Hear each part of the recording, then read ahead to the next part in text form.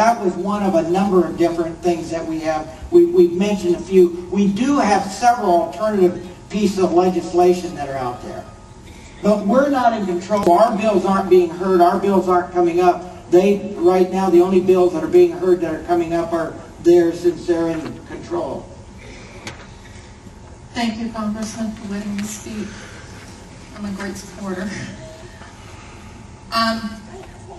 I've had a little bit of dealings with government health care. First of all, people who want Medicare for all. My father's 75 years old, has no health issues. He still works full-time. He's an electrician. He crawls up ladders and in attics and basements. He's an active man. He golfs 4 days a week. Out at Bidwell, he's the first to tee off on those days. He plays those 18 holes in under 3 hours. He pays $100 a month for Medigap insurance. That's the supplement for his Medicare. That's to take care of what Medicare does not pay.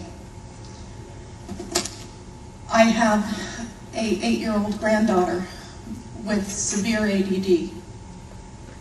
Bethany is also an asthmatic.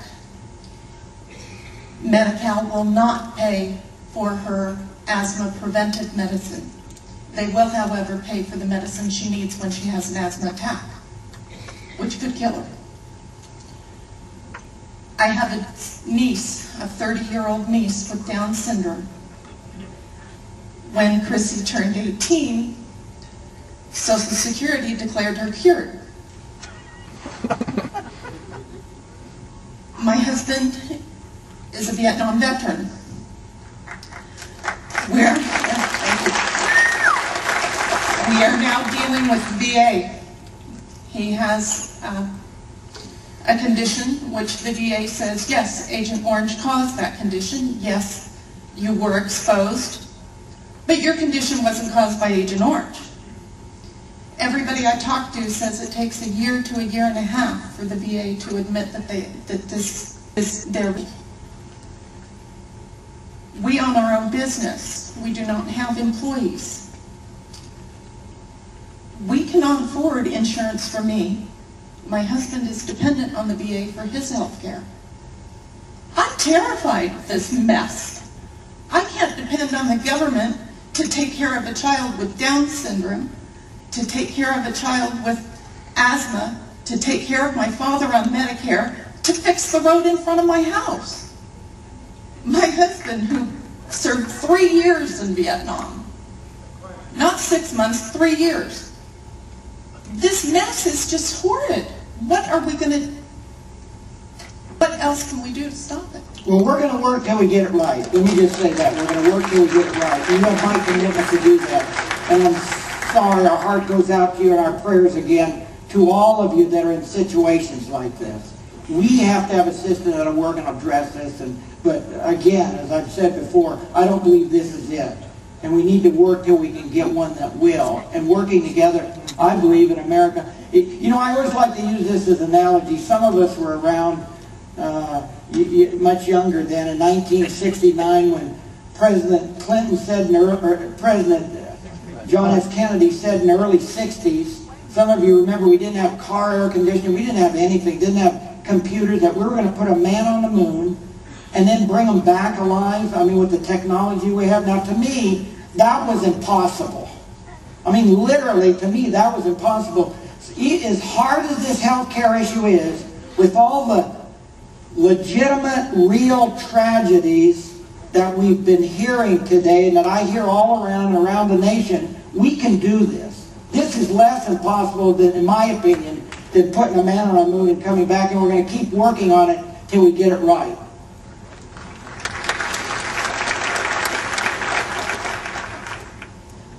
Well, first of all, I want to thank the Chamber of Commerce for changing the venues as many times as it took so that we could all be here, because this is a huge, huge problem. I am very sympathetic to all of the people that spoke today about their own healthcare issues. I myself have friends who have lost, one has lost her house. A couple people, they're only 55 and they're dying, literally dying to be 65 so that they can have single-payer health care. I I know people who have fallen through that donut hole in the Medicare or prescription. I don't remember what it is because I'm not exactly there yet, but there is that donut hole after a time. So I resent your support and the support of others like you who prevented the government from negotiating with the pharmaceutical companies to get lower prescription costs, for which our American citizens have been forced to go to Canada to get them. Now, I also cannot imagine what would have happened to us if we had allowed you to pass the privatization of the Social Security that you were touting just a couple years ago. We would all be truly up a creek or down in some hole. I want to point out also that, and I'm leading to something very important, the 1% of the lawsuits that you say are frivolous lawsuits, maybe they are, but the insurance profits compared to that are 12%. Now, frankly, my point is that I think that for-profit health insurance is just a stupid business model because there's no risk involved. The risk is the minute you die, you need health care. The minute you're born, you need health care. So okay, it's not like we need to make a comment or a question, and I think I'm pretty well getting your comment. We have so many people in line, if we can just make it very short. And anyway, thank you. Let's move over to this side. Again, if we can make them short, either have a quick comment or a quick question so that we can get around to everyone, please. This lady spoke for quite a while, but thank you. Thank you, Mr. Herger. You talked about competition between insurance companies and doing stuff about tort reform.